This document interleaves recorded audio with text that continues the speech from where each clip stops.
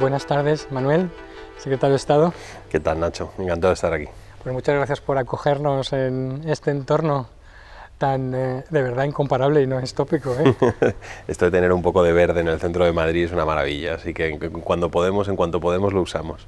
Pues usémoslo para también lo que estaba pensado, este foro, ¿no? Este espacio que es para la reflexión y el intercambio de ideas. Te agradecemos mucho que tengas ¿no? la disponibilidad de poder estar con nosotros. Quería pedirte, si te parece, primero una breve presentación para quien no conozca qué es la Secretaría de Estado, cuáles son sus objetivos y cómo has visto un poco esa evolución desde que surgió hasta ahora. ¿A qué os dedicáis y a qué te dedicas? Pues en esta etapa ha sufrido un cambio significativo. Es una de las 4 secretarías de Estado del Ministerio de Asuntos Exteriores y el cambio ha radicado en el hecho de que se han desplazado 2 direcciones generales nuevas. Entonces ahora mismo nosotros tenemos 3 áreas competenciales importantes, ¿no? La primera es el área de estrategia y de prospectiva.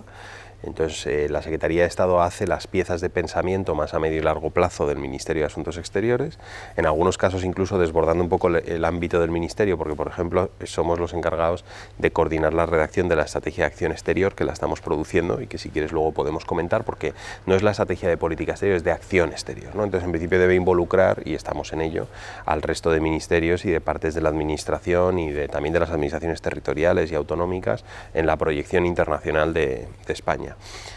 Hacemos también ejercicios de prospectiva ahí, que eso es nuevo, pero nos parece muy importante porque en un entorno tan cambiante tenemos que poder pensar un poco a medio largo. La segunda pata, que también es nueva, es la dirección de comunicación. Entonces llevamos la oficina de información diplomática, la relación con los medios de comunicación. Yo hago briefings de manera recurrente todos los viernes con la prensa española, rindo cuentas de las actuaciones del ministerio, tengo mucho contacto con corresponsales, asistimos a la ministra en sus labores de comunicación y ahí entra también una pata de reputación y de imagen país que para nosotros es muy importante, ¿no?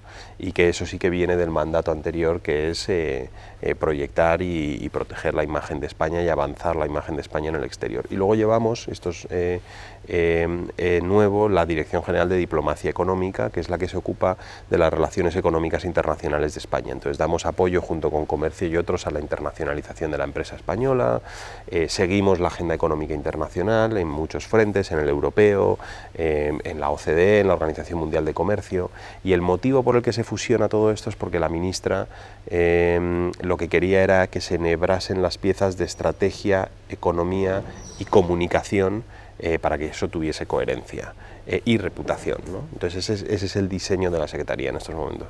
Muy bien. Y bueno, llegar a una Secretaría de Estado que tiene como fundamental tarea, ¿no?, plantear la comunicación del Ministerio y la imagen de España, y encontrarte de bruces con una pandemia que ha afectado, que ha situado a España en el foco también de la atención internacional por la velocidad de contagios. Ha sido como correr y atarse los zapatos a la vez, supongo que es lo que habéis estado haciendo, ¿no? ¿Cuál es el balance que haces o el desafío que presenta específicamente la pandemia en términos de comunicación? ¿Detectáis de cómo y de qué manera afecta o no a la imagen exterior de España?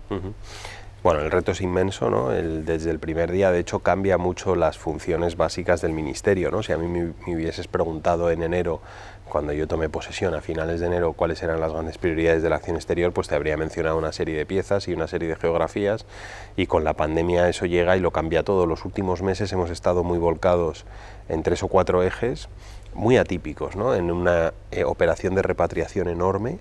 España ha realizado entre marzo, abril, mayo la mayor operación de repatriación de ciudadanos de la historia de nuestro país, más de 50.000 en vuelos y en operaciones facilitadas por el Ministerio, a veces con fondos de Protección Civil Europea, a veces directamente con operaciones coordinadas con defensa, etcétera, ¿no?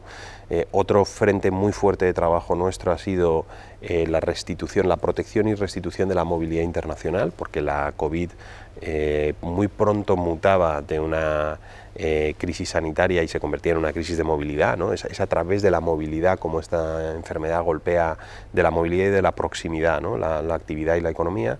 Entonces, esto tuvo un efecto muy marcado en la libre circulación, incluso dentro de la Unión Europea y Schengen. Entonces, hemos hecho un trabajo muy sostenido en esto. Si me hubieras preguntado en enero si el Ministerio de Asuntos Exteriores de un país de la Unión Europea iba a estar volcado en la cuestión de movilidad, y luego hemos trabajado mucho en la cuestión europea y de los fondos de recuperación, que ha sido un acuerdo histórico y que también podemos comentar, ¿no? Desde el punto de vista estrictamente de comunicación y de reputación, hay dos dimensiones, ¿no? Hay una dimensión que es la de imagen, país y reputación, que lo que nos dicen las estadísticas amplias y cuantitativas es que es muy resiliente.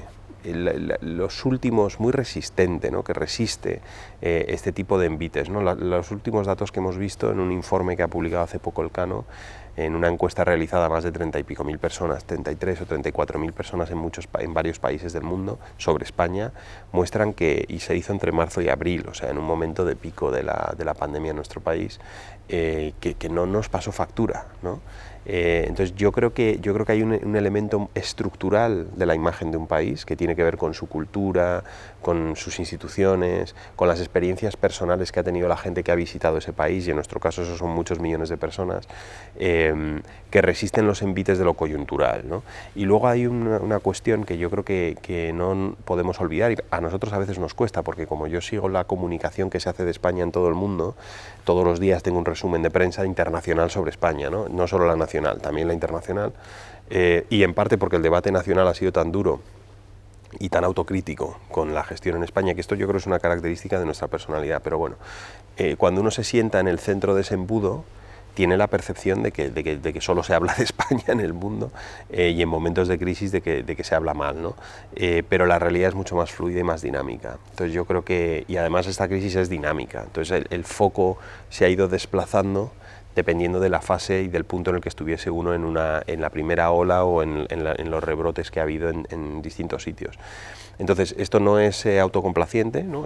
Lo seguimos, nos preocupa, hacemos acciones de temas de reputación.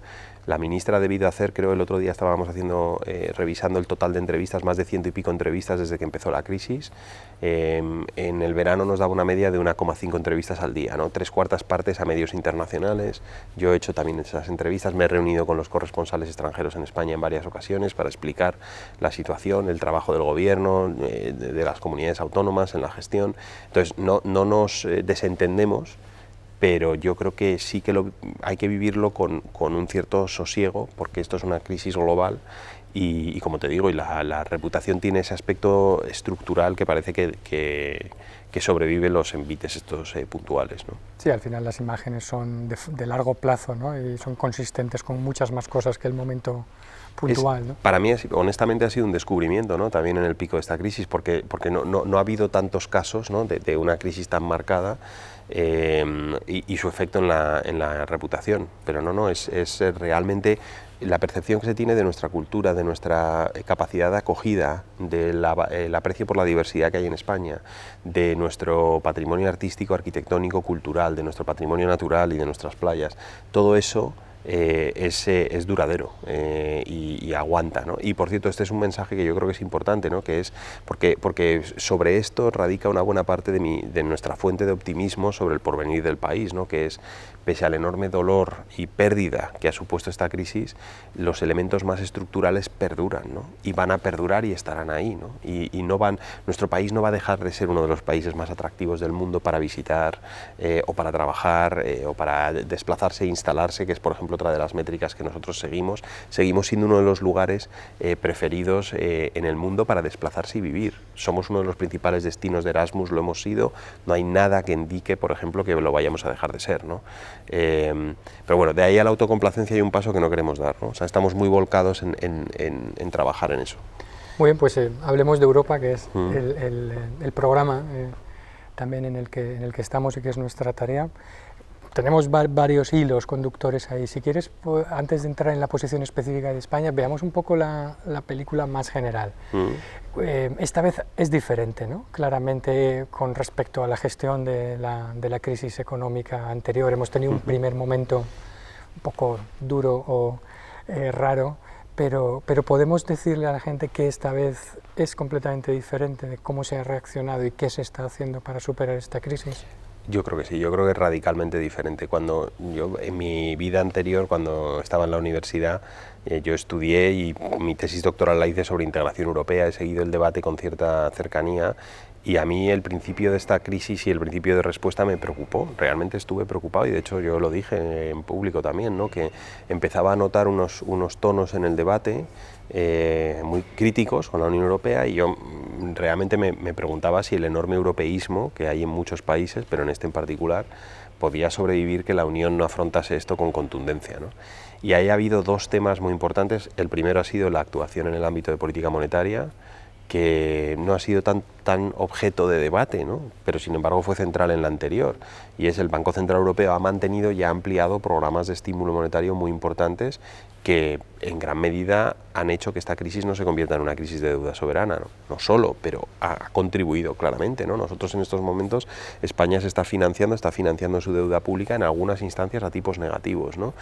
Entonces hemos tenido el margen presupuestario y fiscal para adoptar medidas de respuesta que no solamente han salvado vidas, sino que han protegido, en España estamos hablando de, han protegido el tejido productivo, ¿no? Y el empleo, pero, y nos preparan para una salida menos dolorosa.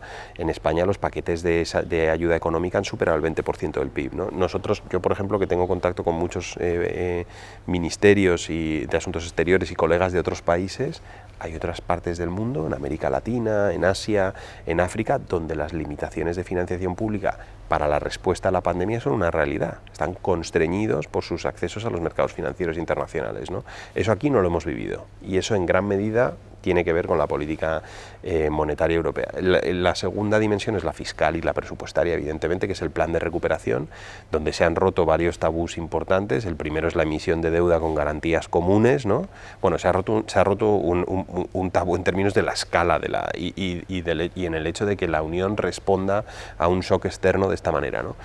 La financiación con garantías comunes y luego que tenga un componente de transferencias tan marcado. Es verdad que es coyuntural y que la idea es que el fondo sea un instrumento puntual para esta crisis, pero bueno, hemos marcado el precedente de que hay una responsabilidad compartida, ¿no?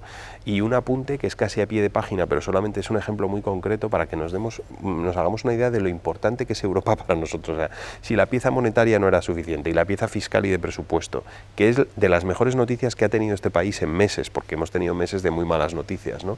Pero yo, si tuviera que citar una positiva, sería este fondo de recuperación que nos va a permitir una recuperación y un cambio de modelo productivo, que ahora podemos hablar de ello, ¿no? Pero un apunte a pie de página que es, por ejemplo, en el tema de la movilidad. Nosotros en el mes de junio acordamos todos los socios europeos el restituir la libre circulación. Esto fue vital en la primera parte del verano para España, porque salvó una parte importantísima de la movilidad. Nuestro turismo, un 80 y pico % viene de mercados europeos. Entonces, yo lo percibí con total transparencia, ¿no? Que se constituyese esa burbuja de movilidad que todavía persiste. Ha habido nuevas restricciones que se han impuesto, nos hemos impuesto dentro del espacio Unión Europea Schengen. Ahora estamos en una conversación para armonizar criterios una vez más, ¿no? Pero el que se restituyese de esa manera, para mí fue una manifestación clara de las enormes ventajas casi existenciales que nos otorga el hecho de pertenecer a la Unión Europea, ¿no? Yo no me querría imaginar un mundo en el que las restricciones de movilidad entre los países europeos son parecidas a las que se implementan países de otras regiones donde no existe una estructura como la Unión Europea, ¿no? Vital para nosotros. Y en este, bueno, comparado con el pasado, no hemos tenido una pelea presupuestaria ni de políticas, pero sí que ha habido un despunte de este grupo llamado frugales, ¿no? Roñosos para otros, donde aparte de diferencias legítimas sobre políticas económicas o sobre programas europeos, parece que donde todavía había un sustrato de prejuicio, etcétera, ¿no? Como desde tu posición, ¿no? ¿Qué ocurre cuando ves ese, aunque sea mínimo, pero relevante en el debate público, despunte otra vez de estos estereotipos norte-sur? El otro día comentaba Rajoy en otro foro que en un momento cuando la selección española ganó a Holanda al fútbol fue en mitad de toda esa negociación del 12 y y Mark Rutte le dijo, ustedes sabrán jugar al fútbol, pero no saben hacer presupuestos, ¿no? Pero parece que aquello, bueno, esto de los Países Bajos viene de un poquito más atrás que de Rajoy realmente. No sé si es otra de esas líneas inmateriales, inmanentes con las que trabajamos. ¿Cómo sí. ¿Cómo trabajas con eso, no? No, bueno, ahí trabajamos con datos muy objetivos, ¿no? Porque no era una cuestión de una colisión de modelos o de modelos de gestión, ¿no? O sea, esto era una crisis sistémica que tiene efectos asimétricos porque ha golpeado a países de distinta manera, pero que te pide una respuesta común, desde mi punto de vista, por dos motivos fundamentales, ¿no? Uno, porque tenemos tal grado de interdependencia económica en Europa que a un holandés o a un alemán le interesa profundamente que España se recupere pronto de la crisis económica y a nosotros que se recuperen esas regiones, ¿no? Tenemos cadenas de producción totalmente enhebradas, ¿no? Y tenemos una dependencia de importaciones y exportaciones los unos de los otros. Es que prácticamente tenemos un nivel de integración económica como la que tenemos dentro de nuestros propios territorios. Entonces ahí hay un argumento de peso, ¿no? Y es que a un contribuyente al presupuesto alemán le conviene que se invierta dinero en Andalucía porque tiene demanda en Andalucía para múltiples productos alemanes, ¿no? Entonces era un tema de interdependencia derivada del mercado común y necesidad de que salgamos todos. Y había un segundo argumento que era más negativo, ¿no? Que era que el mercado único se exponía a una seria fractura porque habíamos levantado las normas de ayudas de Estado y de intervención en la economía para sostener sectores clave, pero teníamos distintos márgenes presupuestarios y fiscales para hacerlo, ¿no? Entonces nos encontrábamos con que había países que estaban salvando aerolíneas, que estaban interviniendo en ciertos sectores estratégicos y otros que por falta de margen fiscal o por falta de no lo podían hacer. Y eso podía suponer que el corsé del mercado único hiciese que en ciertas partes de ese mercado sobreviviesen tal vez parte de un tejido productivo no competitivo y en otras, sin embargo, por margen fiscal estrecho, se rompiese parte de ese tejido, ¿no? Entonces, ese argumento yo creo que fue de peso. Entonces, no fue un debate en lo moral, ¿no? De nosotros gastamos bien, gestionamos bien, fue un debate ya sobre los hechos. Y al final el resultado ha sido el fondo, ¿no? Que es una medida absolutamente histórica. Entonces, yo creo que bueno, se pueden sacar lecturas. Por cierto, la única lectura estructural que yo saco de esto, más que de coyuntural, es la politización del espacio europeo, ¿no? Que ya es tan intensa la integración que se empiezan a producir a nivel europeo debates, pues como se producen en política nacional, porque estos debates los tenemos en política nacional, ¿no? De cómo se distribuye el presupuesto, cómo se recauda, cómo se gasta, hay convergencia o no hay convergencia entre las regiones, ¿no? Y eso sí es interesante y yo creo que lo veremos más, que serán debates europeos cada vez más apasionados, menos técnicos, y es una derivada de la politización de la vida política de la vida política comunitaria, ¿no? Luego en el campo de juego europeo siempre estamos discutiendo de cuál es la posición de España, ¿no? Por un lado, eres un país que al ser tan europeísta presenta pocas aristas, con lo cual probablemente tu visibilidad es inferior a la que se corresponde porque no eres alguien que esté dando problemas todo el día, ¿no? Y bueno, quizá la gente tiende a darte por hecho y quizá no ocupas ese espacio público. Pero siempre tenemos un poco ese debate de qué papel debe ocupar España, debe estar intentando jugar a que le admitan o no en ese club de grandes o debe jugar sus propias historias y buscar sus coaliciones en función de los asuntos, proyectarse globalmente con sus activos. Es decir, ¿cuál es esa mezcla de activos y pasivos en la que ves jugar a España en el campo europeo en términos de alianzas, pero también de temas, ¿no? ¿Tenemos que pedir permiso a alguien para hacer qué? O esperar a que nos admitan en no sé qué club? ¿O podemos emanciparnos ya por fin de todo esto o no? Europa es un ejercicio de que todos pidan permiso, ¿no? Y todos consensuemos cosas, ¿no? Pero tiene un punto de maniquea el debate, ¿no? De si hay un eje franco-alemán, es A2, es A3, es A4. La realidad es que hay múltiples coaliciones que se forman y se construyen permanentemente en Europa dependiendo de los temas, ¿no? Incluso dentro del famoso eje, ¿no? franco-alemán, dependiendo de las temáticas se alinean piezas, ¿no? Entonces nosotros desde el primer día aquí lo que hemos dicho es que España es un país nodal, porque lo es, somos nodales en muchos sentidos y esto es cierto de nuestra pertenencia a Europa y es cierto en general. O sea, España tiene una proyección al mundo mediterráneo y al Magreb muy, muy marcada.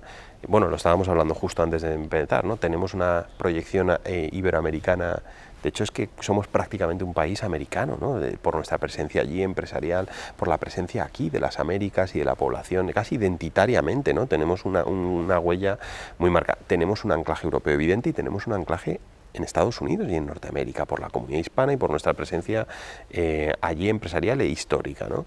Entonces, en ese sentido, España tiene una capacidad enorme de nodalidad. Es mayor que la de prácticamente... Bueno, yo en términos de atlantismo y de nuestra presencia atlántica, yo diría que somos el país más atlántico del mundo, más que Portugal, más que el Reino Unido, definitivamente más que Francia, porque ninguno recoge esos anclajes a cuatro que nosotros sí que tenemos, ¿no?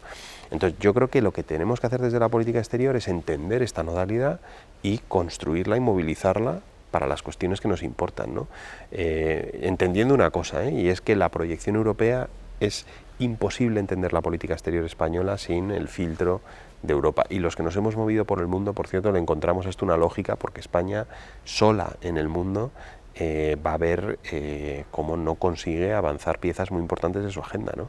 Estamos en un mundo de auténticos gigantes, ¿no? Cualquiera que haya, vamos, la población entera de España es un par de ciudades chinas, ¿no? Y no tenemos de las poblaciones más pequeñas de la Unión Europea. Entonces yo creo que hay que capitalizar esa nodalidad, potenciar el proyecto europeo y desde ahí proyectar la idea que España quiere del orden internacional, que por cierto es un debate importante. Sobre eso justo te quería preguntar, porque por un lado Europa quiere jugar o mantener un orden basado en reglas, pero por otro lado, como ha dicho el alto representante para la política de seguridad exterior y de seguridad de la Unión Europea, Josep Borrell, también tiene que aprender a, geopolítica, ¿no? A jugar el lenguaje, a hablar el lenguaje del poder, ¿no? El mundo se está desplazando desde las reglas al poder y desde Occidente hacia Oriente, ¿no? Y ahí nosotros no sabemos jugar muy bien en el barrio difícil con las reglas, ¿no? ¿Cómo debe jugar entonces Europa en el mundo a que se respeten las reglas, pero sin ser uno de los chicos malos del barrio, a lo cual probablemente no nos salga, ¿no? Claro, pero aquí, o sea, la pregunta importante o interesante, me parece a mí, es el entorno en el que nos encontramos y por qué, ¿no? O sea, qué debe hacer Europa ahí, ¿no? Entonces, si a mí me preguntas qué han pasado, cuál ha sido la gran tendencia de los últimos 15, 20 años en las relaciones internacionales, prácticamente desde la caída del muro, un poco posterior a la caída del muro, definitivamente después del 11S, lo que se ha producido es una erosión y un debilitamiento de la arquitectura internacional, ¿no? Que se construye desde el final de la Segunda Guerra Mundial. Hay una creciente iliberalidad en el orden internacional. Esto se manifiesta en lo global, pues eso, menor multilateralismo, cuestionamiento de la arquitectura comercial global, cuestionamiento de procesos de integración regional, y a nivel doméstico esto se traduce en una regresión en derechos y libertades en muchos países, agresiones a minorías, sentimientos y prácticas antidemocráticas. O sea, realmente esa es un poco la sinfonía. Si uno lo ve, son notas disonantes, a veces se produce en un país, en otra región, pero si ves el concierto de las relaciones internacionales de los últimos 10 años, esas son las notas emergentes, ¿no? Y entonces la pregunta ahí es ¿qué hace Europa y qué hace España, ¿no? Y para mí la respuesta es evidente, no solo para mí. O sea, estamos a punto de terminar la estrategia de acción exterior española y esto es lo que dice la estrategia. Ese proceso es y debe ser problemático para nosotros, porque es contrario a nuestros intereses en el mundo y es contrario a nuestros valores. Nosotros somos un país abierto, democrático, diverso, y queremos ver un orden internacional multilateral, democrático, donde se respetan integrado económicamente, etcétera, ¿no? Que lucha contra el cambio climático. Entonces yo creo que Europa tiene una agenda que es importantísima, que es meterle la proa a ese proceso de desmantelamiento. ¿Cómo se hace eso? De muchas maneras, depende del debate. A veces te hará falta musculatura económica y defender esto en la Organización Mundial de Comercio, defender esto en el debate climático, que es un área donde la Unión Europea puede liderar, defender la arquitectura multilateral internacional, los grandes acuerdos y tratados de seguridad. La Unión Europea puede hacer todas esas cosas, ¿no? Es verdad que en la política estrictamente de defensa, estrictamente dura, por el momento tenemos un vínculo transatlántico a través de la OTAN muy relevante y hay un mandato que en la OTAN nadie todavía ni ha cuestionado ni se cuestiona, que es la de la defensa continental de Europa, ¿no? Entonces ahí lo que tenemos es un pilar atlántico. Pero vamos, a mí me parece que la misión y vocación de Europa en estos momentos momento es más importante que nunca, porque el mundo está teniendo esta deriva que es totalmente contraria a los valores europeos, ¿no? Y ahí ha aparecido en el debate, sin ponernos académicos, pero ha aparecido un término que es la soberanía europea, que es un término también contestado, difícil, pero que en el fondo apunta a esta idea de autonomía, ¿no? de autonomía estratégica, ¿no? ¿En qué y cómo debemos ser autónomos, o más autónomos o menos dependientes? Hay quien ha dicho que Europa es una colonia digital, por ejemplo, de Estados Unidos, ¿no? ¿En qué campo es urgente, y habéis estado trabajando en el Ministerio, en definir este concepto tan abstracto y tan difícil de soberanía? ¿En qué consiste eso cuando te pones a mirar campo con campo, campo por campo? ¿Qué puedes hacer? Yo por ordenarlo, ¿no? Porque efectivamente, como está entrando en el debate con mucha fuerza, va a ser muy difícil entender el debate europeo y de la proyección internacional de Europa sin entender este tema de autonomía, ¿no? Pero yo creo que tiene tres espacios. Uno es en seguridad y defensa, que básicamente significa, y política exterior, que es seguir construyendo las capacidades comunes de la Unión Europea en este campo, fortalecer la figura del alto representante, ampliar toda la política de defensa y de la Agencia Europea de Defensa, etcétera, ¿no? O sea, hay una pieza ahí que es que Europa potenciar todos los elementos de pensamiento estratégico y de posicionamiento común frente a los grandes temas, y el alto representante Borrell está precisamente intentando que juguemos ese papel en muchos temas, entre ellos en Venezuela, que ha sido objeto de debate y de polémica recientemente, ¿no? Pero hoy, por cierto, le he oído hoy mismo hablar de que si Europa quiere hablar el lenguaje del poder y actuar en geopolítica, tiene que poder mediar y estar en algunos de estos lugares, sobre todo si la llaman, ¿no? Y le piden estar, que es el caso de Venezuela y el monitoreo de la posible misión de observación en unas elecciones venezolanas, ¿no? Entonces hay un campo que es política exterior y seguridad, y si le preguntas a cualquier académico de este campo y le dices ¿qué es la autonomía estratégica europea?, te dirá probablemente esto. Hay un segundo que es nuevo, es emergente, que es una autonomía estratégica en suministros de material crítico, y esto es una derivada de la COVID, y es, al principio de la crisis tuvimos problemas de suministro, entonces ahora nos estamos preguntando si deberíamos de asegurarnos suministros básicos y cadenas de valor y de suministros resilientes en casos de crisis, de material de protección, de mascarillas, de medicamentos, lo que fuere, ¿no? Y hay una tercera dimensión que es muy importante y que yo sé que a vosotros, a ti te interesa mucho, lo hemos hablado en alguna ocasión, que es en el ámbito de lo digital, porque una parte de lo que se ha producido en esta crisis hemos desplazado, nuestra respuesta a la crisis ha sido desplazar a lo digital, nuestra actividad educativa, nuestra gestión hospitalaria, nuestra actividad económica, etcétera, ¿no? Nuestra actividad diplomática se ha ido a lo digital. Y entonces, aquí los europeos nos tenemos que hacer una pregunta, ¿no? Y es, ¿por qué no tenemos no tenemos empresas entre las más grandes del mundo en el ámbito tecnológico? No lideramos el mundo del emprendimiento tecnológico en muchos campos. El último dato que yo he visto es que 4 de las 100 startups en inteligencia artificial más exitosas en los últimos años, 4 son europeas. O sea, 96 son de terceros lugares, fundamentalmente Estados Unidos y China, ¿no? Nos tenemos que preguntar por qué los sistemas operativos de la telefonía móvil no son europeos, la nube no es la más competitiva, no es europea, los sistemas de 5G, los sistemas de geolocalización. Esto empieza a plantear una pregunta de si, por el motivo que fuese, los proveedores de esas tecnologías no quisiesen proveerlos, que eso qué implicaciones tiene para nosotros, ¿no? Entonces ahí hay una pregunta de la geopolítica de la tecnología y si estamos preparados a jugar en ese campo. Pero hay más. Hay una pregunta económica, porque estos sectores son donde se está generando el empleo de calidad, los que están generando bases fiscales y tracción fiscal, etcétera. Entonces, nos tenemos que preguntar si queremos estar en la frontera de la economía. Y una última tema, además en digital, y es que esta transformación tecnológica plantea un nuevo modelo incluso te diría de gobernanza, y es que estas nuevas tecnologías se están utilizando, en algunos casos para la desinformación, y tenemos que ser capaces de controlar ese fenómeno, y en otros para el monitoreo, la represión de la población, y lo estamos viendo en distintos lugares del mundo, y la violación de la privacidad, ¿no? Entonces, Europa tiene que plantear, y está empezando a plantear, un modelo de gobernanza de los datos y de las tecnologías con el ciudadano y el individuo en el corazón de todo esto.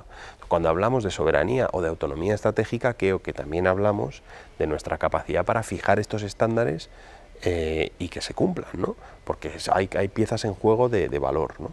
Entonces, Pero de nuevo, este es un debate, por completar el argumento anterior, que si solo fuese España la que intentase liderarlo, pues honestamente tendríamos muy serias dificultades, ¿no? Esto lo tenemos que hacer a nivel europeo, en las 3 dimensiones que te acabo de comentar, la de seguridad, la de comercio y la de digitalización.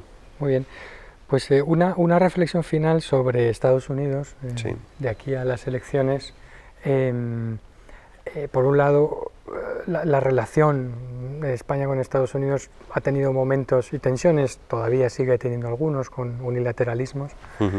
¿Qué ha sido un poco lo más difícil o lo que más preocupaciones ha generado, ¿no? Del deterioro, si lo ha habido, de la relación bilateral con Estados Unidos como consecuencia de estas acciones de Trump? ¿Y en qué sentido piensas que un cambio o la continuidad nos somete a un estrés adicional en política exterior? Porque tenemos campos desde el conflicto israelo-palestino a políticas de apoyo al desarrollo, el pacto migratorio, la OMS, hay un montón de áreas en las que directamente hemos friccionado incluso con sanciones comerciales específicas para España en la aceituna, etcétera, ¿no? Tenemos un repertorio amplio de zonas de fricción con Estados Unidos, ¿no? ¿Qué te preocupa de esto y cómo debemos enfrentar estas elecciones y el futuro? O sea, el punto de partida de mi reflexión sobre la relación transatlántica es que con Estados Unidos y con el mundo atlántico, en términos generales, compartimos una serie de valores y principios que son fundamentales y que no son una nota al pie, ¿no? La libertad, el modelo político, la libertad de prensa, o sea, estos son temas mayores. Y de nuevo, cuando alguien se mueve por el mundo, mínimamente se da cuenta de que hay sitios donde esto se ve de una manera muy distinta, ¿no? Entonces, todo lo que voy a decir ahora, que son los problemas, las brechas que tenemos en estos momentos en la relación, está condicionado por este hecho que nos ancla en el mundo atlántico. Yo creo que hay una verdadera civilización atlántica, ¿no? Y que nosotros pertenecemos netamente a ese mundo, ¿no? Habiendo dicho eso, esta administración norteamericana, nosotros hemos tenido discrepancias importantes en muchos frentes, en el acuerdo de Irán y la pieza de seguridad en Oriente Medio nuclear. Hemos tenido discrepancias también en el tema de la OMC y del marco comercial. Estados Unidos ha expresado muy serias dudas sobre la necesidad de renovar órganos clave en la OMC y de la continuidad de esas funciones en la organización. Esta administración americana abandonó el Acuerdo de París, entonces tenemos una discrepancia sobre la pieza de gobernanza del cambio climático que para nosotros es muy importante.